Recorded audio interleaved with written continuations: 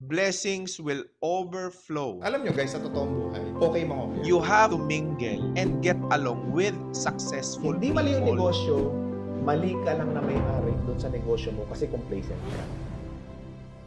Idol, anong best na business ngayong pandemic? Kung ano yung kabisado mo, kung ano yung passionate ka, kung ano yung naiintindihan mo, yun ang magandang negosyo. Kasi maniwala ho kayo, may yumaman ho sa toothpick, may yumaman sa toilet paper, may yumaman sa semento, may yumaman sa doorknob, may yumaman sa t-shirt, may yumaman sa bimpo.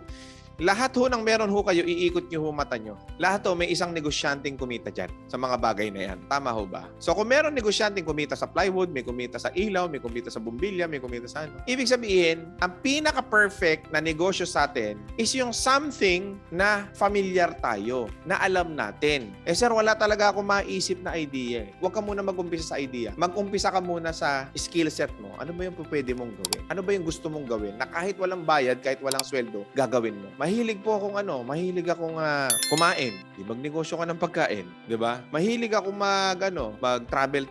O di isipin mo, paano mo gagawing negosyo ang hilig mo mag-adventure? Pwede mong gawing vlog, kumita ka sa YouTube, gusto mo maging influencer. Kung mahilig ka mag-travel, eventually, in the future, pwede ka magtayo ng travel agency. O, di ba? Marami. Tandaan nyo po, ang ganda ho ng negosyo, hindi ho nagdedepende sa oportunidad. Nagdedepende ho yan dun sa magiging may-ari ng negosyo. Okay? Kasi alam nyo, marami ho kayo makikita sa TikTok. Magandang negosyo ngayon, semento, magandang negosyo ngayon, ganito, magandang negosyo ngayon, ganito. Ang tawag po dun is suggestion. At the end of the day, what's your strength? Ano yung po pwede mong gawin? Ano yung hindi ka sasabay sa hype, 'di ba?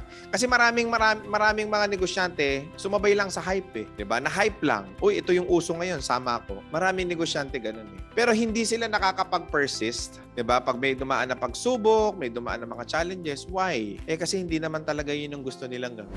Ito na maraming negosyante, sir. Gusto kong ilipat yung location ko kasi parang hindi mabili yung paninda ko dito eh, no? Bago nyo po ilipat yung tindahan nyo ho, aralin nyo ho muna kung saan ba talaga yung problema. Nandun ba sa produkto mo, sa presyo mo, sa location mo, ikaw na bilang may-ari, identify mo muna saan ba talaga nanggagaling yung problema. Kasi marami hong kilala, ang akala nila, pangit yung location na nakuha nila. O nung lumipat po sila ng location, same result. Kasi bakit? Hindi po sila nagkaroon ng internal assessment sa negosyo nila. So ang suggestion ko po, gawa po kayo ng profit and loss accounting ninyo para ma-identify nyo saan kayo malaki ang gastos, saan kayo pwede mag-adjust. Sir RDR, paano po yung nasa gitna ka ng pagdedesisyon?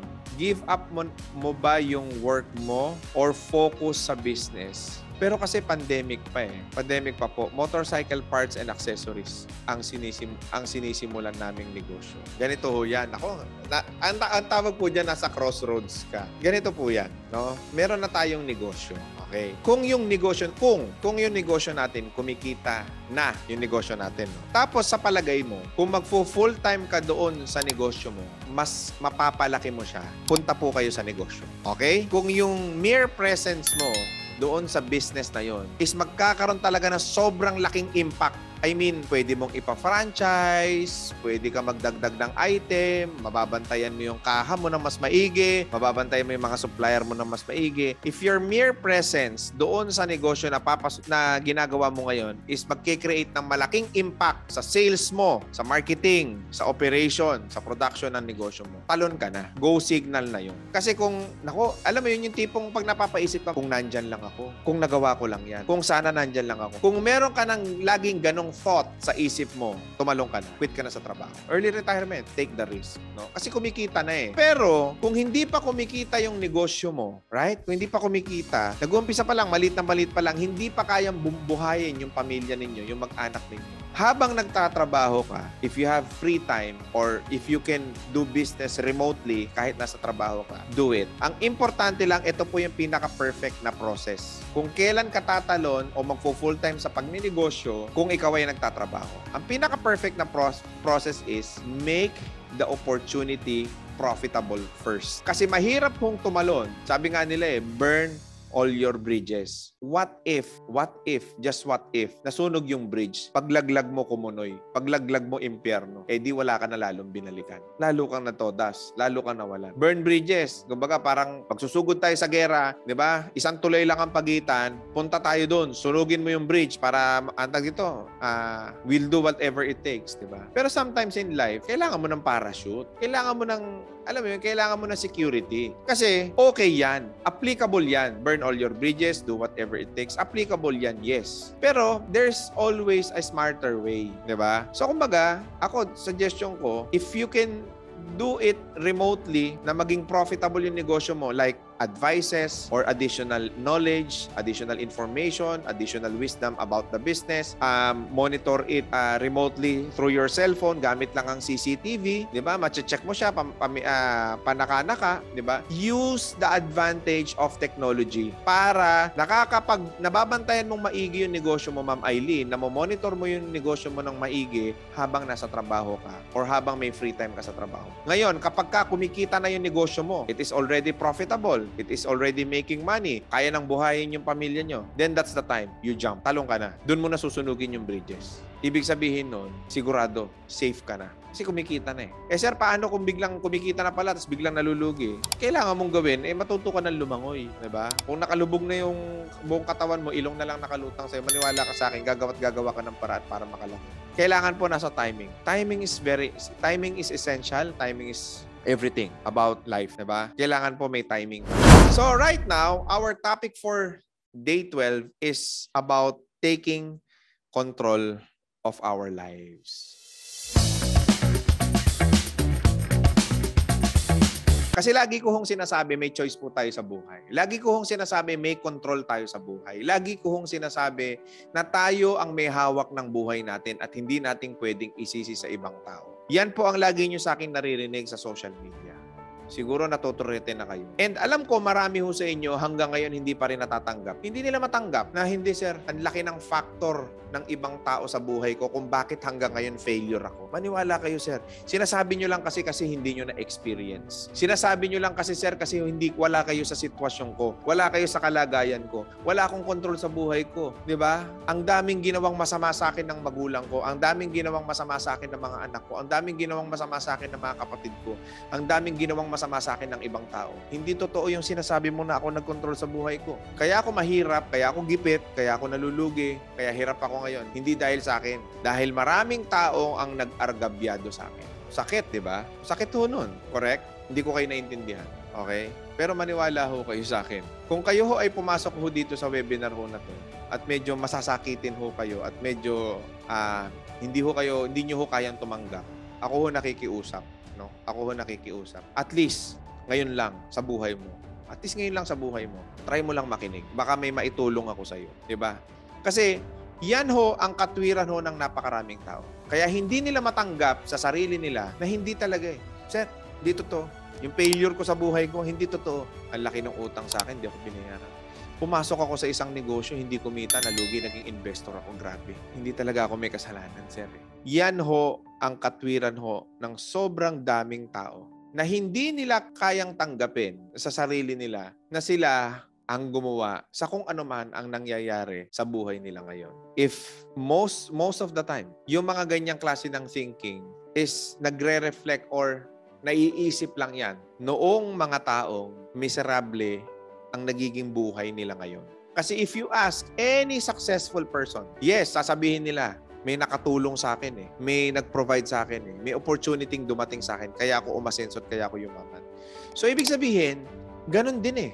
Alam mo yon, meron ding ibang tao na naging factor or ibang oportunidad or ibang pagkakataon kung bakit sila naging successful sa buhay nila. So, ibig sabihin, may ibang tao, may ibang factor, may ibang circumstances, may ibang opportunity kung bakit miserable ka rin sa buhay mo ngayon. Same thing.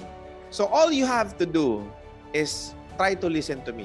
At least, ngayon lang, ngayong pagkakataon na to, sisihin mo yung sarili. Ikaw talaga ang may kasalanan kung ano man ang nangyayari sa buhay mo. Pero sa totoo lang, ikaw talaga may kasalanan yan. Paliwanag ko sa'yo. Bakit ikaw? It's simply because meron tayong tinatawag na pagdidesisyon sa buhay natin. At yung mga desisyon natin sa buhay natin, maaaring may ibang tao ang nakaapekto sa pagdidesisyon natin sa buhay natin. So, tama ka dun. Tama. Naapektuhan kasi ako kaya ako nagdesisyon eh. Na-convince kasi ako kaya ako nagdesisyon. But, at the end of the day, pabalik-balik ta rin man natin ang mundo, ikaw pa rin ang nagdesisyon niyan. Ikaw pa rin ang gumawa niyan. Ikaw pa rin ang umuo dyan. Ikaw pa rin ang nag-agree. Ikaw pa rin ang pumayag. Ikaw pa rin ang nagparaya. Kaya wala kang magagawa. Ikaw at ikaw at ikaw pa rin ang naging umpisa at katapusan kung ano man ang meron ka ngayon sa sarili mo. So, ang first step, if you want to control your life, may admission. Tanggapin mo muna. Tanggapin mo muna sa sarili mo na ikaw may kasalanan. Huwag mong isisi sa ibang tao. Ibig sabihin ba nun, sir, yung may utang sa akin, patatawarin ko na. Hindi ko sinasabing patatawarin mo na. I mean, mag-umpisa ka ngayon. Diba? The reason why, kung ikaw ay nasa loob ng sasakyan, hindi ka ba nagtataka? Imagine niyo po nasa kotse kayo ngayon. Hindi ba kayo nagtataka? Bakit ho, mas malaki ang windshield kaysa doon sa rearview mirror? The reason why mas malaki ang windshield kaysa doon sa rearview mirror, lakihan mo ang tingin mo sa ngayon. Kasi umaandar ka, tumatakbo ka. Pag hindi buhay ang senses mo, mababangga ka, makakasagasa. Rearview mirror, it's just para lang makita mo, kaya siya mas maliit. Dapat mas maliit na atensyon ang ibinibigay mo sa nakaraan. Gusto ko ma-realize mo yan. Kailangan mong tanggapin. Kailangan mo i-admit sa sarili mo, ako po talaga.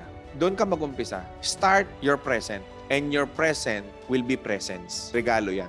Okay? Doon ka mag-umpisa. Tanggapin mo muna. Let go. Right?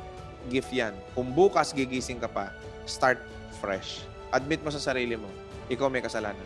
Doon ka muna mag-umpisa. From this day on, sundan mo yung sinasabi ko. From this day on, I'll accept. I will admit.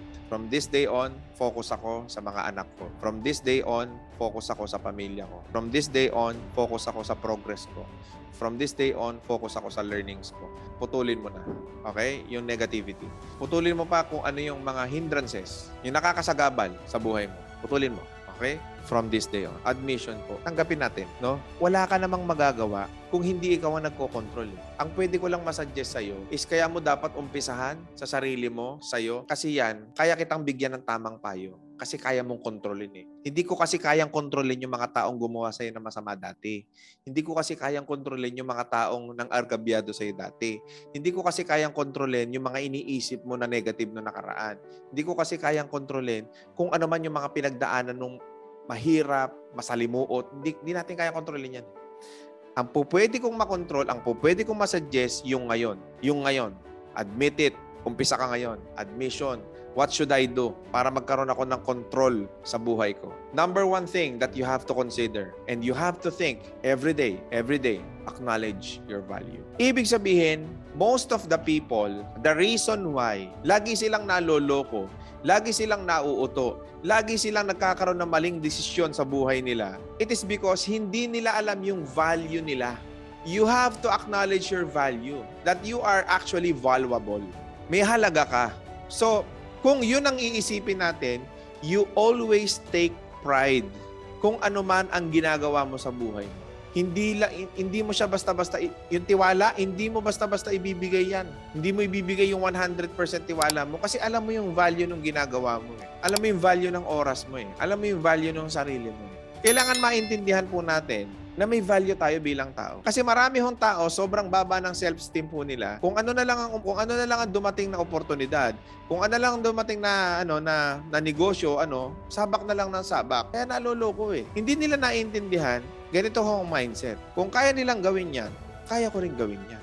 Kung kaya nilang umasenso, kaya ko rin mag-umpisa at kaya ko rin paasensoin ang sarili ko. Acknowledge your self-worth para hindi ka makontrol ng ibang tao. Kasi maraming magkokontrol sa buhay mo eh. Asawa mo, nanay mo, tatay mo. Maraming magkokontrol sa buhay mo eh.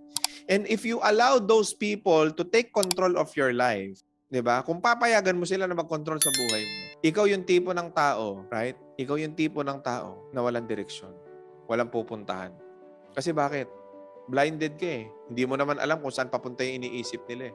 Kung ano bang gusto nila eh. You have to take control of your life. Kailangan may certain, alam mo yun, may self-reservation ka. Huwag mong ibigay ang lahat.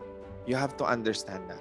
Yung self-worth ninyo. Yung value nyo. So kung natanggap mo na, ang unang ginawa natin is, we admit it, na tayo lahat ang may kasalanan, kalimutan na muna natin yung nakakaraan, or ipagpaliban muna nating isipin Siguro mas magandang term.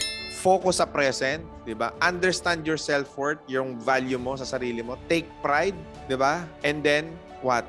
Ngayon, confident ka na. Kailangan kumpiyansa ako. Kailangan alam ko yung value ko. Kailangan lakasan ko yung loob ko. Kailangan lalo kong mas matibay. That's the time you can decide. So, makakapag-desisyon ka na. At makakapag-desisyon ka ng tama para sa buhay mo. Di ba gusto mong kontrolin ang buhay mo? Gusto mo magkaroon ng tamang desisyon sa buhay mo? O ang pinakauna muna, tanggalin mo muna yung mga negative, yung mga emotional baggages mo sa sarili mo, yung problema mo. Huwag mo munang isipin, huwag mo munang intindihin. At lagi ko itong inuulit-ulit. Ang problema na walang solusyon, hindi na ho problema yan. Kaya wag mo nang isipin yan. Kasi wala nang ang solusyon eh. Kung ang problema ho may solusyon, ayan, problema yan. May susolusyonan ka eh. Pero kung ang problema na hindi mo na alam kung paano mo susolusyonan, wag mo nang problemahin. Di ba? Yun yung umpisa ng desisyon. Na magdidesisyon ka na magpo-focus ka ngayon at gagawa ka ng plano para sa buhay mo. Paano mo paplanuhin ang buhay mo? Ano ang gusto mong marating sa buhay mo? Gusto mo ba magkabahay? Gusto mo ba magkaroon ng sasakyan? Gusto mo ba magkaroon ng savings? Gusto mo ba makapag-travel sa iba't ibang bansa kasama ang pamilya mo? Gusto mo ba ng maayos, kumikitang negosyo? Marami tayong gusto eh. Sulat mo. Sulat mo lahat. Ilagay mo sa isang papel. And once you actually do that, yung act na yon, right? Yung specific na action na yon, yung small na effort na ginawa mo, na naglista ka, it can create a huge impact to your life. Why?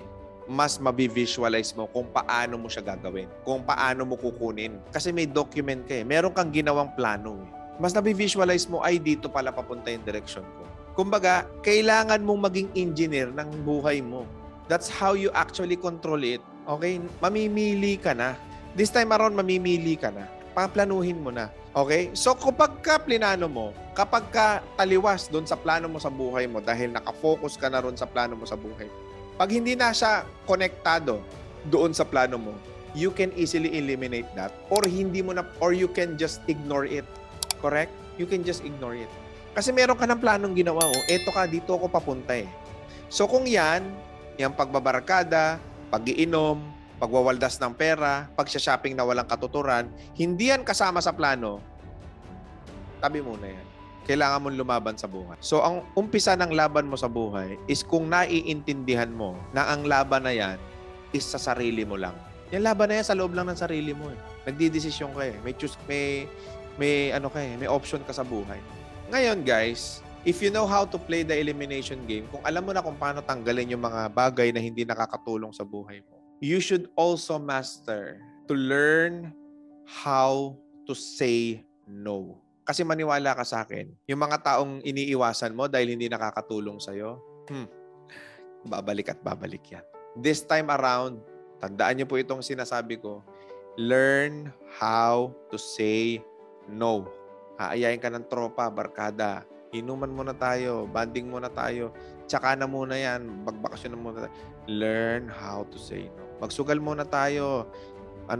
Libang muna tayo. Learn how to say no. Learn how to say no. Manggi ka naman. Ikaw yung tipo ng tao pag nilapitan ka, sakto na nga lang yung pera mo.